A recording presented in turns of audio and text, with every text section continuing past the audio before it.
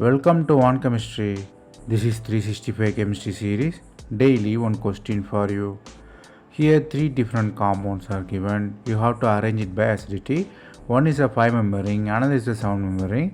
The C is the fused ring system with 7-member and 5-member. You have to arrange these three compounds by the acidity.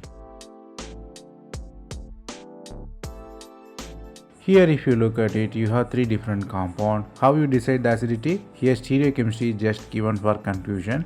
If you remove the H+, you have anion formation. The anion stability dictates the acidity. Here if you look at the A is the aromatic one because it has 6 pi electron. If you look at the B, it's a non-aromatic one because it don't have any conjugation because of the sp3 carbon. If you look at the C, it's anti-aromatic which is highly unstable. So the anion stability A is higher, then comes B, C is very least stable. So the acidic order also will be same. A will be higher, B will come next, C will be the least one. So acidity is dictated by the anion stability. That's all from this video. Thanks for watching.